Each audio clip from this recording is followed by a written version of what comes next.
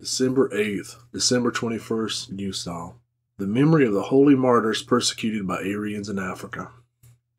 These holy martyrs lived during the time of Zeno, the Greek king, when Africa was ruled by Gunderic, an Arian by faith, after the death of his father Gadagisel.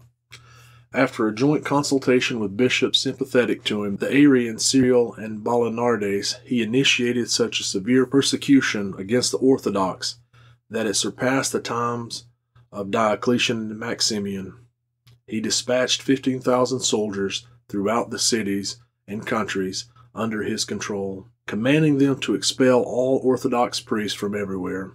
At that time, the Orthodox had gathered in a church to secretly conduct divine service. Learning about this, the barbarians, secretly armed with swords, attacked them and beheaded all the believers who praised and glorified God. They acted according to Gunderic's order to kill suddenly anyone who did not undergo Arian baptism. Those who could not endure the torture sought salvation in flight, leaving their homes and villages.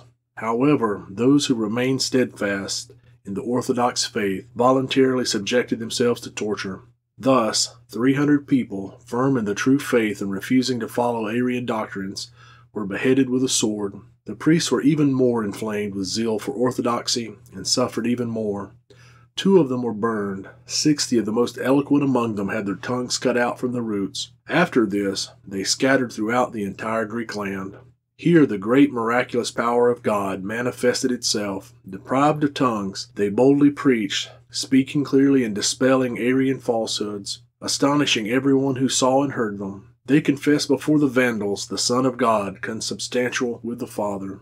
At the same time in Rome, the wife of the Roman governor Sunilda, who was afflicted with the Arian heresy, forced the wife of a certain Roman nobleman named Anfisa to accept Arian baptism. However, she could not convince her, and Anfisa replied only that she was baptized with water and the Spirit by the Bishop of Milan, Ambrose. In anger, Sunilda burned the holy Anfisa. The husband of the holy martyr became frightened, voluntarily converted, and accepted Arian baptism. Soon after that, he went for a ride, mounted on a horse. However, during the ride, when he was in front of the city church, lightning suddenly struck him and set him on fire.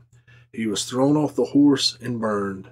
Thus the judgment of God was executed upon him, even before the future eternal fire of Gehenna.